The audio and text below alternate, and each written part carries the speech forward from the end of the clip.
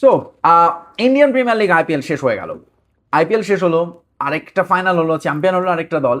আহ, সত্যিকার অর্থে এবারে আইপিএলে খুব বেশি খোঁজখবর রাখা হয়নি, কিন্তু যেহেতু একটা ফাইনাল টুর্নামেন্টের, কিন্তু সেটাও বড় কারণ না আসলে আজকের এই ভিডিওটা করার। মেইন রিজন হচ্ছে একটা মানুষ, একজন, যার জন্য প্রচুর আক্ষেপের গল্প লিখতে হয়েছে, যার জন্য প্রচুর আমি নিজে ভিডিও বানিয়েছি যে খারাপ লাগছে তার জন্য তিনি ট্রফি জিততে পারলেন না। 18টা সিজন ওয়েট করতে হয়েছে যে একটা একটা ট্রফির জন্য। সেই দলটা পরের এক বছরের মধ্যেই দুটো ট্রফি পেয়ে গেল। আরসিবি, এটা যতটা না রয়্যাল চ্যালেঞ্জার্স বেঙ্গালুরু ট্রফি, তার চেয়ে অনেক বেশি বিরাট কোহলির। None other than Virat Kohli, the chase master. আরও একবার বিরাট, এই লোকটা এখন ইন্টারন্যাশনাল টি-20 খেলেন না, কিন্তু এই লোকটার আইপিএল যারা দেখেন উনি কিছু কিছু ছোট ছোট ভিডিও ক্লিপস ছবি আসছিল যে বিরাট এখনো কতটা ডাগ আউট অ্যানিমেটেড, কতটা মানে ছোট ছোট বিষয়ে তিনি আসলে কতটা এক্সাইটেড হয়ে যান। সেই বিরাটকেও আজকে মনে হলো অনেকটা ইমোশন কন্ট্রোল করতে ফেলে, মানে কন্ট্রোল করে ফেলতে পেরেছেন। মানে আপনি জাস্ট লাস্ট সিজনটা মনে করেন, আরসিবির হয়ে বিরাট কোহলি ট্রফি জিতে রীতিমতো তিনি চোখ দিয়ে পানি বের হয়ে গেছিল, right? He was crying literally. কিন্তু এবারের বিরাট আসলে একেবারেই পরিণত, কারণ এই ট্রফিটা তারা আসলে অনেক বেশি কম্পোজ ছিলেন, কাম ছিলেন, তারা জানতেন যে এই দে আর ফোকাসড। এবং সেটাই আসলে বিরাট ম্যাচ শেষেও বলেছেন যে এবার গতবারের মতো এত প্রেশার ছিল না। সো তারা দলের মধ্যে ওই বার্তাটা ছিল যে আমরা আসলে ট্রফি ধরে রাখার জন্য খেলছি না, আমরা আসলে ট্রফি জেতার জন্য খেলছি। ব্যাপারটা এরকম ছিল, they were so confident league পর্বে যেভাবে খেলেছে আরসিবি, এবং শেষ পর্যন্ত চ্যাম্পিয়ন হলো। যেটা আসলে আইপিএল এর সাধারণত যেটা হয়, যারা কোয়ালিফায়ার জিতে তারাই ট্রফি জেতে। 13 বার এই ঘটনা ঘটেছে, আরও একবার ঘটলো RCB. But back to back trophy জয়, ব্যাক টু ব্যাক বললেই আমাদের মনে পড়ে যায় না আতার আলীর back to back Mahmudullah century, না, ব্যাক টু ব্যাক ট্রফি জয় করেছে। সেটা হচ্ছে পিএসজি, দুটো চ্যাম্পিয়ন্স লিগ জিতে নিল, তাই না, পরপর। আরসিবি, এবং সামনে আসছে ওয়ার্ল্ড কাপ, আর্জেন্টিনার সামনেও ব্যাক টু ব্যাক ট্রফি জয়ের সুযোগ, যদিও এরই মধ্যে আরসিবি ট্রিপেটার দিকে চোখ রাখছে, অর্থাৎ পরপর 3 বার ট্রফি জয়ের দিকে। বাট সেসব কিছু না, আমি আসলে একজন মানুষকে জন্যই ভিডিওটা করছি, সেটা হচ্ছেন বিরাট কোহলি। ক্রিকেটে কিছু মানে সবসময় সাধারণত হয় না, আপনি একটা ক্যারেক্টার, একটা মানুষের জন্য তিনি ব্যাটিং বা বোলিং দেখার জন্য টিভিতে আপনার চোখ আটকে রাখতে হয়। বিরাট কোহলি হচ্ছেন সেরকম একজন, তিনি চেস করছেন দলের যেরকম অবস্থা থাকে আপনি নিশ্চিন্ত থাকবেন, এবং সেরকমই নিশ্চিন্ত ছিল আজকে আরসিবির ডাগ আউট। এবং ম্যাচ শেষে পাতিদারও বলছিলেন, ক্যাপ্টেন তাদের পাদ্দিকালও বলছেন যে আসলে তারা জানতেন যে হ্যাঁ মাঝখানে দুটো একটা উইকেট পড়ছিল, ক্র্যাম্প হলো, বাট বিরাট ক্রিজে আছেন মানে এই ম্যাচটা তারা হেসে খেলে দেখবে, এবং ঠিক সেটাই হয়েছে, অনায়াস জয় তারা পেয়ে গেছে।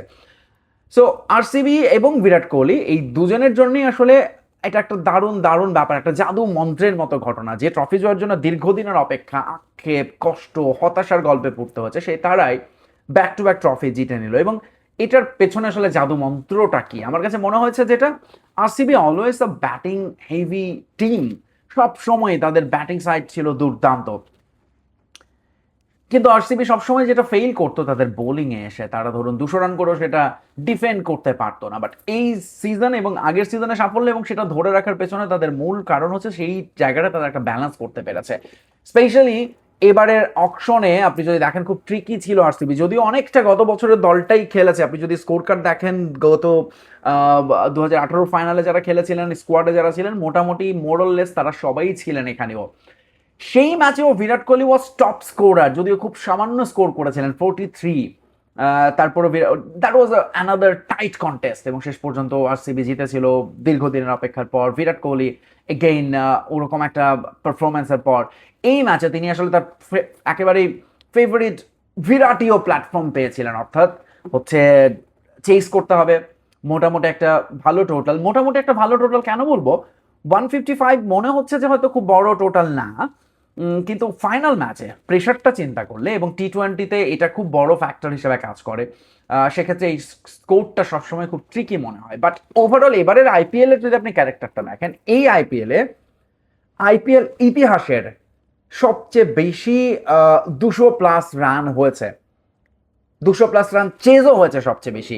এবারের আইপিএলে রান পার ওভার ছিল অলমোস্ট 10, মানে কেন ইমাজিন, যেটা আসলে হাইয়েস্ট। ইনফ্যাক্ট আমার মনে হয় যে কোনো ধরনের টি-20 ক্রিকেট মিলিয়ে আইপিএল এর এবারের সিজনটা was phenomenal in in in in in in terms of batting, in terms of this statistics. সেই জায়গাটায় বিরাট কোহলির এই পারফরমেন্স আসলে ধরুন তিনি যে রানটা করেছেন 42 বলে 75 প্রবাবলি, সেইটার সময় তিনি যে শটসগুলো খেলেছেন, এগেন সেই পুরনো বিরাটকে দেখা, তার ওই ওই ওই আঁচড় তুলির, তার ওরকম কনফিডেন্ট শট, এবং তার ওরকম মানে যে কি বলে ধরুন রাবাদাকে তিনি যেভাবে খেলেছেন বা অন্য বোলারদের যেভাবে তিনি যতক্ষণ বিরাট থাকেন মাঠে আর কারো উপস্থিতি আসলে টের পাওয়া যায় না, ঠিক সেরকমটাই ছিল আজকে আরও একটা দিন বিরাট কোহলির এবং তার দলের আরসিবির, এবং তারা অবভিয়াসলি দে ডিজার্ভ ইট। তো যেটা বলছিলাম যে আইপিএলে হচ্ছে ধরুন এই সিজনটা ওয়াজ ফেনোমেনাল। রান রেট ছিল প্রায় 10 করে রান পার ওভারঅল এই পুরো টুর্নামেন্টে, 200+ টোটাল হয়েছে অনেকগুলো, বাট তারপরে 155 ওই প্রেশারটা থাকে ফাইনালে, যেটা আসলে বিরাট কোহলি টের পেতে দেননি, কারণ তিনি তো আসলে এই প্রেশার নিয়ে খেলেই অভ্যস্ত এবং চেস করাতে তিনি সবচেয়ে বেশি ভালোবাসেন, এবং ফাইনাল ম্যাচ আসলে বিরাট কোহলি আসলে অন্যরকম হয়ে যান, সেটা আরও একবার প্রমাণ হলো। দেখেন এই টুর আমি আসলে পুরোটা বিরাট কোহলিকে নিয়েই কথা বলতে হবে। আরসিবির যেটা আসলে শুধু একটা পয়েন্টে অ্যাড করতে চাইবো সেটা হচ্ছে যে আরসিবি আসলে ওই ব্যাটে এবং বলে ব্যালেন্সটা করতে পেরেছে, এবং ভুবি তিনি যেন তার পুরনো ম্যাজিকটা আবারও ফেরত পেয়েছেন। দেখেন তিনি ন্যাশনাল টিমের স্কোয়াডে একজন ক্রিকেটার কিভাবে নিজেকে প্রস্তুত রাখতে পারেন, এবং আইপিএল এর মতো একটা টুর্নামেন্ট যখন থাকে তখন আসলে ক্রিকেটাররা অনেক বেশি মোটিভেট থাকেন। ধরুন আইপিএল নেই, এই ভুবনেশ্বর কুমার হারিয়ে যেত সিম্পলি, সেই ভুবি বছরের পর বছর আইপিএল এর জন্য নিজেকে ফিট রাখছেন, খেলছেন, এবং কি দুর্দান্ত পারফর্ম তিনি করেছেন, একটুর জন্য পার্পল ক্যাপটা হাতছাড়া করেছেন, but still very very well done এবং ওয়েল প্লেড, এবং তিনি হচ্ছেন এই শিরোপার সবচেয়ে বড় আরসিবির পেছনের কারিগর। আরও একজন আছেন জশ হ্যাজেলউড, দেখবেন প্রতি ম্যাচে ধরুন এইবারের আবারও যেটা বলছি আমি, তিনি রান দিয়েছেন 8-এরও কম ওভার প্রতি, এবং সেখানে ধরুন তার ইম্প্যাক্টটা খুবই খুবই ইম্পর্টেন্ট। হয়তো তিনি টপ 10-এ নেই উইকেট লিস্টে, বাট তার ওই ইম্প্যাক্টফুল পারফরমেন্স দুর্দান্ত। ভুবনেশ্বর কুমারও খুবই খুবই ইকোনমিক্যাল ছিলেন, তার তার রান রেট ছিল 7.95, which is the lowest among the top 10। So Virat কোহলির কথাই যদি আবার, এবং এর সঙ্গে আরেকজন লোকাল বয়কেও তারা পেয়েছিলেন জম্মু কাশ্মীরের সালাম, তিনিও দুর্দান্ত দুর্দান্ত খেলেছেন এই পুরো টুর্নামেন্টে, রেগুলার বেসিস আরসিবিকে ম্যাচে রেখেছেন এই মিডিয়াম ফাস্ট বোলার। বাট বিরাট কোহলির কথা আবার ফেরত যেতে হয়, দেখেন এখনো তিনি কি চার্ম তার, এখনো তিনি এই সিজনেও রান করেছেন 675, তার এভারেজ 56, তিনি মোট রান সংগ্রহের তালিকার 4 নম্বরে। অবভিয়াসলি সূর্যবংশীর একটা মানে অদ্ভুতরে সিজন গিয়েছে, তিনি আসলে অরেঞ্জ ক্যাপ পেয়েছেন, বাট বিরাট কোহলি রান সংগ্রহে আছে 4 নম্বরে, 675 রান করেছেন, বাট তার গড় হচ্ছে 56, যেই গড়ের ধারে কাছে আর কেউ নেই, মানে highest batting average among top 20 probably.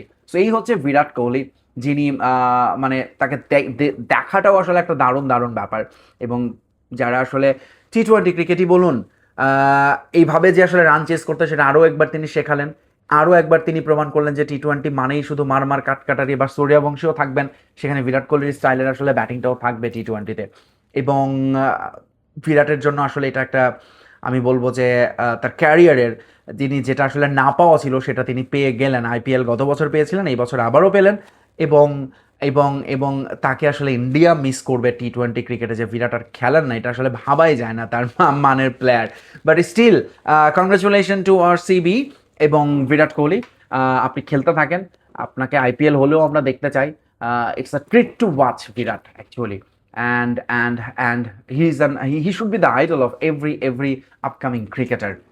So এইটুকুই আসলে বলার থাকবে আজকের মতো। Bye bye, tata.